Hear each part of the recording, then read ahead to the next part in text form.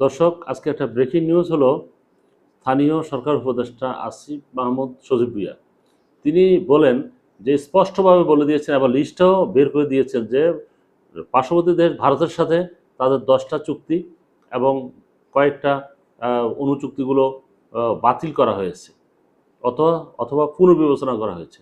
এই বিষয়ের উপর একদম স্পষ্টভাবে একটা সাহসী বক্তব্য উনি দিয়েছেন।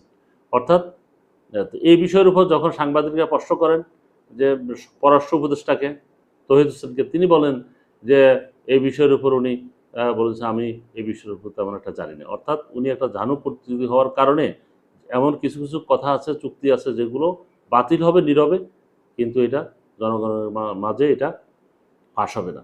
এরকম একটা, এটা কূটনীতিক একটা ভাষা। আর এক্ষেত্রে সজীব যেটা ভূঁইয়া, আসিফ আমরা সজীব ভূঁইয়া, তিনি কিন্তু একজন রাজনৈতিক নেতা হওয়ার কারণেই কিন্তু উনি, এবং তরুণ নেতা এবং সাহসী নেতা হওয়ার কারণে উনি এটা ফাঁস করে দিয়েছেন।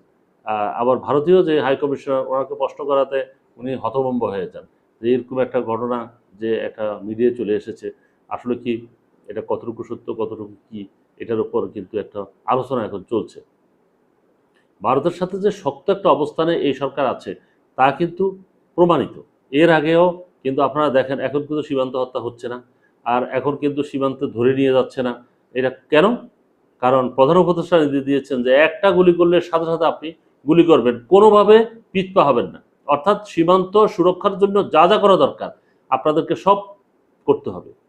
এই ফাঁকে তারা কিন্তু, আপনারা তো জানেন, তিস্তা যে মহা পরিকল্পনা, যে তিস্তার পানি ছেড়ে যখন দরকার নেই তখন ছেড়ে দেয়, যখন প্রয়োজন তখন ছাড়ে না।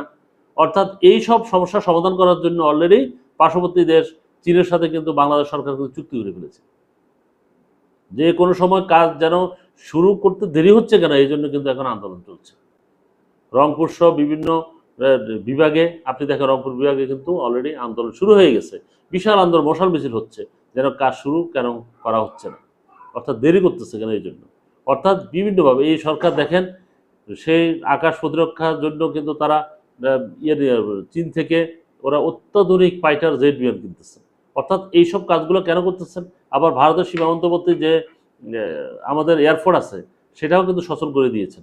অর্থাৎ স্বাধীনভাবে মাথা উঁচু করে একটা দেশ যে কিভাবে চলতে পারে তার প্রমাণ কিন্তু এই ইউনুস, ডক্টর ইউনুস কিন্তু এটা দেখিয়ে দিয়েছেন। উনি হয়তো অন্তর্বর্তী সরকার হলেও হয়তো চলে যাবেন ফেব্রুয়ারি 8 তারিখে, 12 তারিখে ইলেকশনে হয়তো উনি চলে যাবেন, কিন্তু চলে গেলেও ওনার যে সাহসী সিদ্ধান্ত